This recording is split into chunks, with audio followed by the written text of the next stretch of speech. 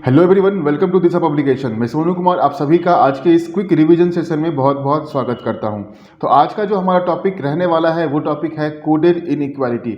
आप सभी विद्यार्थियों को पता है कि कोडेड इनइक्वालिटी के क्वेश्चंस जो हैं वो हमारे बैंकिंग एग्जाम्स में पूछे जाते हैं। ठीक है, अगर मैं बात करूँ क्लर्क मेंस एग्जामिनेशन की, ठीक है, जो भी बैंक क्लर्क का एग्जाम होता है, जो मेंस का एग्जामिनेशन होता है, उसमें आपको कोडेड फॉर्मेट में इनइक्वालिटी के क्वेश्चंस पूछे जाते हैं। लेकिन जिस तरीके से पैटर्न चेंज हो रहा है एग्जाम का, ठीक है, हर साल एक नया सरप्राइज हमें देखने को मिल रहा है, उस तरीके से हम ये एज्यूम कर सकते हैं कि कोडेड इनइक्वालिटी के क्वेश्चंस जो हैं वो एसबीआई पीओ प्री और आईबीपीएस पीओ प्री जैसे एग्जामिनेशंस में भी पूछे जा सकते हैं।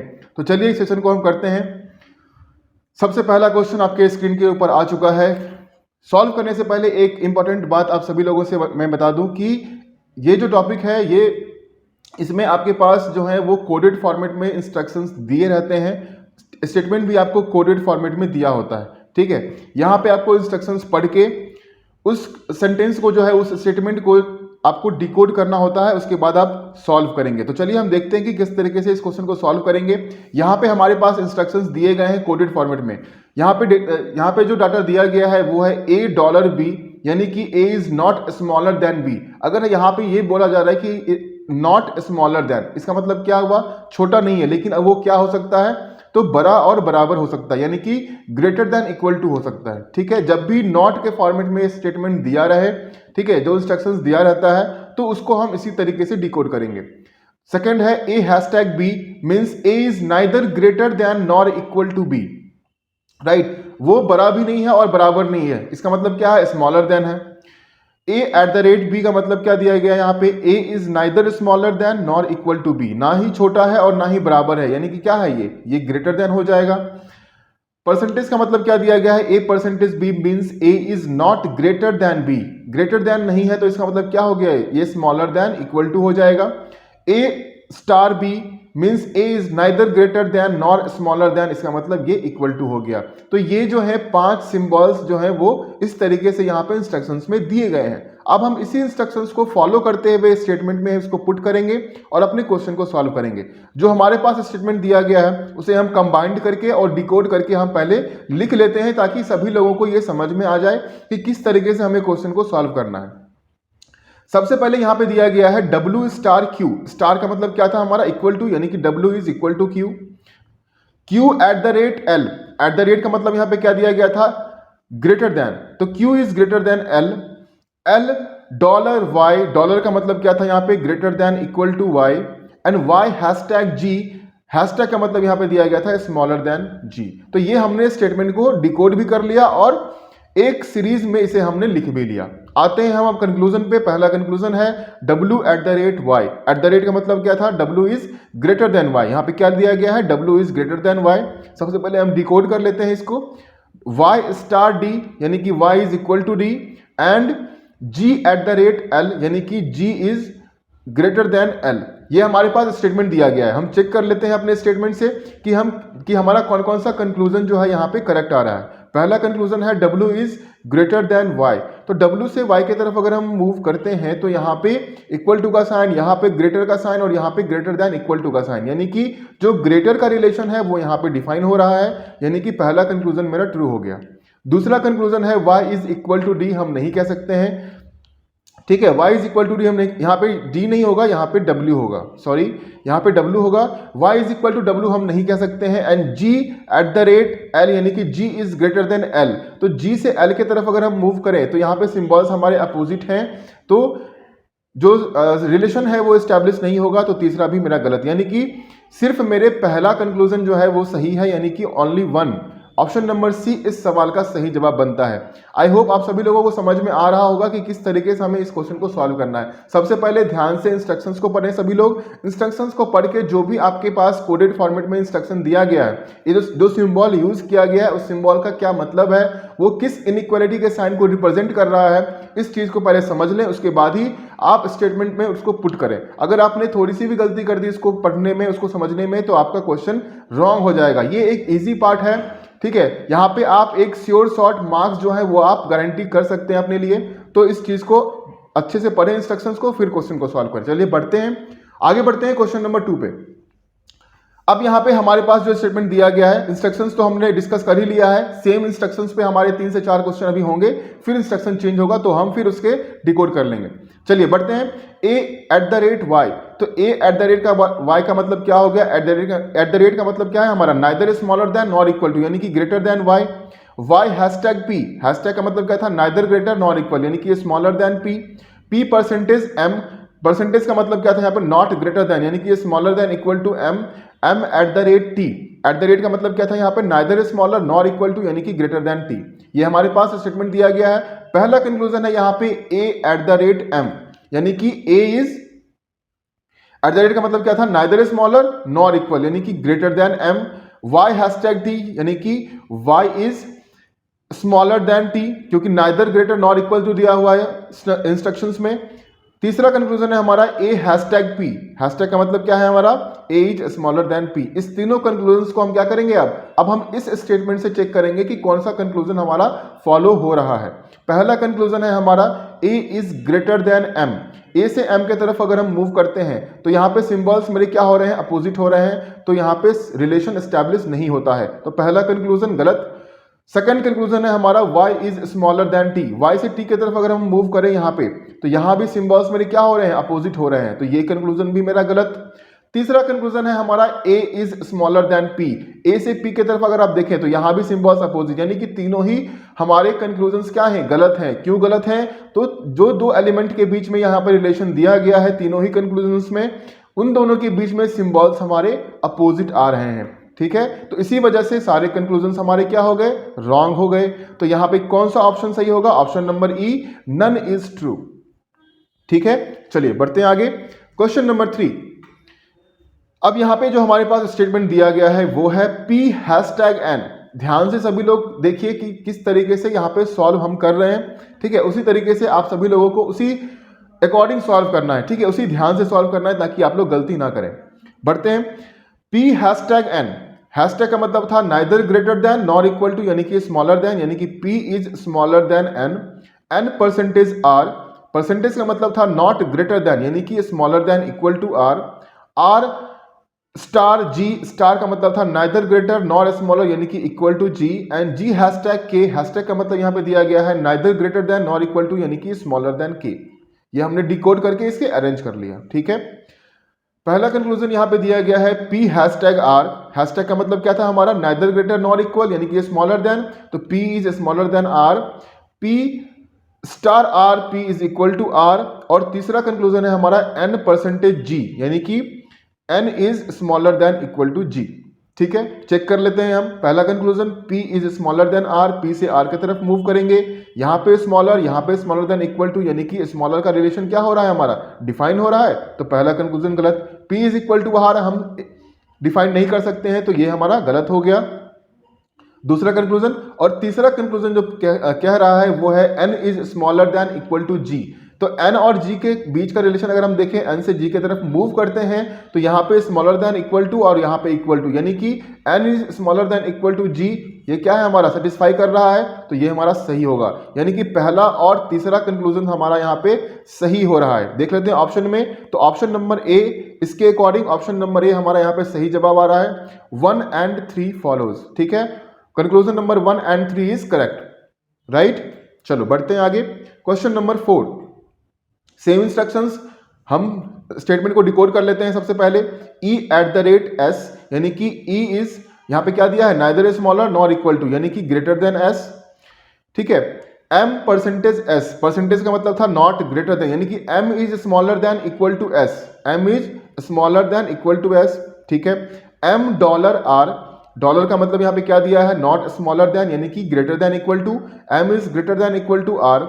और लास्ट में एक हमारे पास स्टेटमेंट दिया गया है g स्टार m, यानी कि g is equal to m। ठीक है, चलो ये हमारे पास स्टेटमेंट दिया गया है। कंक्लूजन के अकॉर्डिंग हम यहाँ पे अरेंज कर लेंगे। सबसे पहला कंक्लूजन है यहाँ पे e डॉलर r, डॉलर का मतलब क्या था? नॉट स्मॉलर देन, यानी कि greater than equal to, e is greater than equal to r, सबसे पहला कंक्लूजन। दूसरा कंक्लूजन e@g, यानी कि e is greater than g।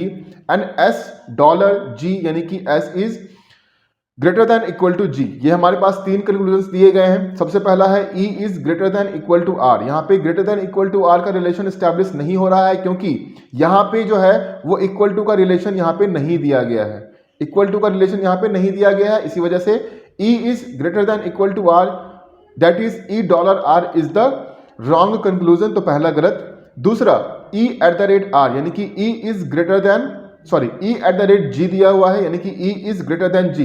तो क्या हम इसे इस तरीके से लिख सकते हैं, E is greater than S greater than equal to M and M is equal to G। तो यहाँ पे E is greater than G, ये क्या हुआ, सेटिस्फाई हो गया हमारा।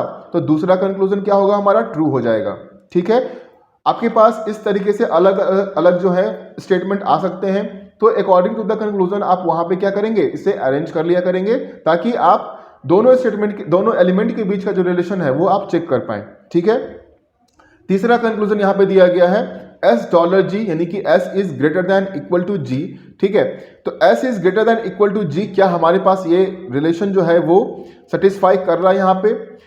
तो हम देख लेते हैं, S is greater than equal to M यहाँ पे दिया हुआ है और M is equal to G दिया हुआ है। तो ये क्या सेटिस्फाई कर रहा है, बिल्कुल कर रहा है, क्योंकि S is greater than equal to G यहाँ पे सेटिस्फाई इसलिए कर रहा है, यहाँ पे ग्रेटर देन इक्वल टू का सिंबल यूज किया गया है और यहाँ पे इक्वल टू है, यानी कि ग्रेटर देन इक्वल टू का रिलेशन क्या है वो डिफाइन हो रहा है। अगर हम ओपन गेट के कंसेप्ट में बात करें तो ओपन गेट जो है वो तीनों ही एलिमेंट के बीच में जो है वो ओपन गेट यूज किया गया है, तो उस तरीके से भी सेटिस्फाई कर रहा है। तो ये भी हमारा ट्रू हो जाएगा, यानी कि दूसरा कंक्लूजन और तीसरा, सेकंड एंड थर्ड जो है वो हमारा कंक्लूजन सही है। तो सही ऑप्शन कौन सा होगा हमारा, ऑप्शन नंबर 8, 2 एंड 3 फॉलोज। ठीक है, आई होप आप सभी लोगों को समझ में आ रहा होगा। चलो, अगर कोई भी कंफ्यूजन हो, कोई भी डाउट होता है इस प्रश्न को लेके, ठीक है, या इस टॉपिक को लेके आपके मन में कोई भी क्वेश्चंस है, तो आप सभी लोग कमेंट सेक्शन में अपने डाउट्स को पोस्ट कर सकते हैं। ठीक है, ताकि आपके डाउट्स को हम लोग क्लियर करें। चलिए बढ़ते हैं आगे, क्वेश्चन नंबर 5। अब यहां से आपके इंस्ट्रक्शंस चेंज हो चुके हैं। सबसे पहले हम इंस्ट्रक्शंस को पढ़ेंगे कि यहाँ पे क्या इंस्ट्रक्शंस दिया गया है, कौन सा सिंबल किस इनइक्वालिटी के साइन को रिप्रेजेंट कर रहा है, उसको पहले हम समझ लेते हैं। सबसे पहला है P कॉपीराइट Q। कॉपीराइट का मतलब यहाँ पे दिया गया है neither greater than nor equal to, यानी कि smaller than. P dollar Q, dollar का मतलब क्या दिया गया है, नॉट स्मॉलर देन, यानी कि greater than equal to. P percentage Q का मतलब दिया गया है नॉट ग्रेटर देन, यानी कि smaller than equal to. Star का मतलब दिया गया है नाइदर ग्रेटर नॉर स्मॉलर, यानी कि equal to. And at the rate का मतलब दिया गया है neither smaller than nor equal to, यानी कि ग्रेटर देन। तो ये जो सिंबल्स हैं वो इस इनइक्वालिटी के साइन को रिप्रेजेंट करते हैं। अब हम आते हैं स्टेटमेंट पे। स्टेटमेंट को डिकोड करके हम अरेंज कर लेते हैं, क्योंकि यहाँ पे 3 अलग अलग स्टेटमेंट्स जो है वो हमारे पास दिए गए हैं। N परसेंटेज Q, तो परसेंटेज का मतलब क्या है यहाँ पे, less than equal to, smaller than equal to. तो N is smaller than equal to Q, Q star B, star का मतलब इक्वल टू है, तो Q is equal to B। B copyright D, copyright का मतलब यहाँ पे क्या दिया गया है, स्मॉलर देन है, तो B is smaller than D। And D star V, D is equal to V, क्योंकि स्टार का मतलब यहाँ पे क्या दिया गया है, इक्वल टू साइन को रिप्रेजेंट कर रहा है। आते हैं कंक्लूजन पे। पहला कंक्लूजन यहाँ पे दिया गया है D at the rate N, यानी कि D is greater than N। दूसरा कंक्लूजन है B डॉलर N, यानी कि B is greater than equal to N। तीसरा है N कॉपीराइट V, यानी कि N is smaller than V। Check कर लेते हैं। सबसे पहला D is greater than N। D और N के बीच का रिलेशन हमें चेक करना है कि क्या ग्रेटर देन रिलेशन जो है वो एस्टैब्लिश हो रहा है या नहीं हो रहा है। तो अगर हम D से N की तरफ मूव करते हैं तो यहाँ पे देखो ग्रेटर इक्वल और ग्रेटर इक्वल, यानी कि जो ग्रेटर का रिलेशन है वो हमारा यहाँ पे क्या हो रहा है, एस्टैब्लिश हो रहा है। ओपन गेट जो है वो सारे एलिमेंट के बीच में ओपन गेट हमारे आ रहे हैं। तो पहला कंक्लूजन ट्रू। आते हैं हम दूसरे कंक्लूजन पे, B is greater than equal to N। B और N के बीच में अगर देखें तो यहाँ भी सेम इक्वल टू का साइन और ग्रेटर देन इक्वल टू का साइन सेटिस्फाई कर रहा है, बिल्कुल कर रहा है। तो B is greater than equal to N भी हमारा ट्रू। तीसरा कंक्लूजन है हमारा N is smaller than V। N से V की तरफ अगर हम मूव करते हैं तो यहाँ पे स्मॉलर देन का रिलेशन एस्टैब्लिश होना चाहिए, यानी कि क्लोज गेट का रिलेशन एस्टैब्लिश होना चाहिए। क्लोज गेट इक्वल टू, ठीक है, ओपन गेट, यहाँ पे क्लोज, यहाँ पे ओपन, यानी कि जो क्लोज गेट का रिलेशन है वो एस्टैब्लिश हो रहा है। ठीक है, अगर हर जगह यहाँ पे अगर यहाँ भी स्मॉलर देन इक्वल टू का होता तो हम एस्टैब्लिश नहीं कर पाते, लेकिन वहाँ पे सिर्फ स्मॉलर देन का दिया हुआ है, सिर्फ क्लोज गेट दिया हुआ है, तो हम यहाँ पे ट्रू कर सकते हैं, यानी कि यहाँ पे तीनों ही कंक्लूजन्स मेरे क्या है, ट्रू है। अगर तीनों ट्रू है तो कौन सा ऑप्शन सही होगा हमारा, यहाँ पे option number 4, all are true. ठीक है, ऑप्शन नंबर 4 इस सवाल का सही जवाब बनता है। चलिए बढ़ते हैं आगे, क्वेश्चन नंबर 6। सेम इंस्ट्रक्शंस, अभी आगे जितने भी क्वेश्चंस आएंगे उसके लिए सेम इंस्ट्रक्शंस रहने वाला है। ठीक है, चलिए बढ़ते हैं। n परसेंटेज s, यानी कि n परसेंटेज का मतलब यहाँ पे क्या दिया गया था, नॉट ग्रेटर देन, यानी कि स्मॉलर देन इक्वल टू हो जाएगा, n is smaller than equal to s, right. s dollar K, dollar का मतलब था नॉट स्मॉलर देन, यानी कि greater than equal to, yes, s dollar K है, यानी कि डॉलर का मतलब क्या था, नॉट स्मॉलर देन, यानी कि ग्रेटर देन इक्वल टू करेगा वो k। And k copyright t, copyright का मतलब क्या था, नाइदर ग्रेटर नॉर इक्वल, यानी कि स्मॉलर देन t, और स्टार का मतलब क्या था यहाँ पे, इक्वल टू g। तो ये रिलेशन हमारे पास यहाँ पे दिया गया है। सबसे पहला कंक्लूजन क्या है, t कॉपीराइट s, यानी कि t is smaller than s। k dollar n, dollar का मतलब था नॉट स्मॉलर देन, यानी कि k is greater than equal to n, और g परसेंटेज k, परसेंटेज का मतलब था नॉट ग्रेटर देन, यानी कि g is smaller than equal to k। ये तीन कंक्लूजन हमें इस वाले स्टेटमेंट से चेक करना है कि सेटिस्फाई हो रहा है कि नहीं हो रहा है। पहला, t is smaller than s, t से s की तरफ अगर हम मूव करें तो यहाँ पे सिंबल्स मेरे क्या हो रहे हैं, अपोजिट हो रहे हैं, कंक्लूजन गलत। दूसरा conclusion, k is greater than equal to n, k से n की तरफ मूव करेंगे, सिंबल्स अपोजिट, कंक्लूजन गलत।